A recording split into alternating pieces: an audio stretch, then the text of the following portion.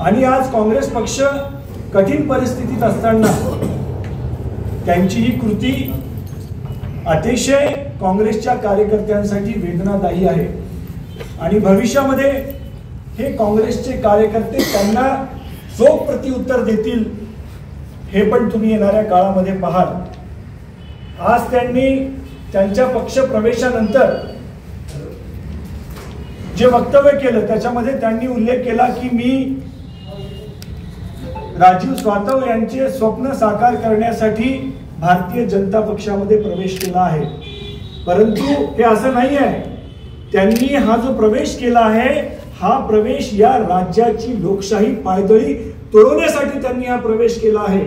विधान परिषदेमध्ये काँग्रेसचं संख्याबळ कमी झालं तर त्या ठिकाणी काँग्रेस पक्षाला विरोधी पक्ष नेता मिळणार नाही यासाठी भाजपच्या षडयंत्रामध्ये सामील होऊन त्यांनी ही कृती केली आहे। हे काय राजीव सातवांचं स्वप्न पूर्ण करण्यासाठी त्यांनी केलेली कृती नाही आहे आणि अतिशय पक्षांनी त्यांचा सन्मान केला। राजीव सातव गेल्याबरोबर त्यांना पक्षांनी उपाध्यक्ष केलं, विधान परिषदेमध्ये पाठवलं। दुसऱ्यांदा जेव्हा विधान परिषदेमध्ये त्यांना पाठवायचं होतं तेव्हा अनेक प्रश्न काँग्रेस पक्षासमोर होते। येणारी विधानसभेची निवडणूक होती, या राज्यातल्या अल्पसंख्याक आणि दलित वर्गाची मागणी होती की हे प्रतिनिधित्व आम्हाला मिळालं पाहिजे, आम्हाला संधी त्या सभागृहामध्ये मिळाली पाहिजे।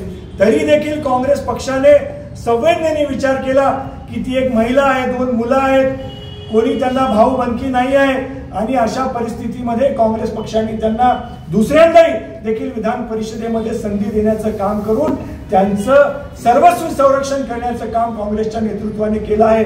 परंतु त्यांनी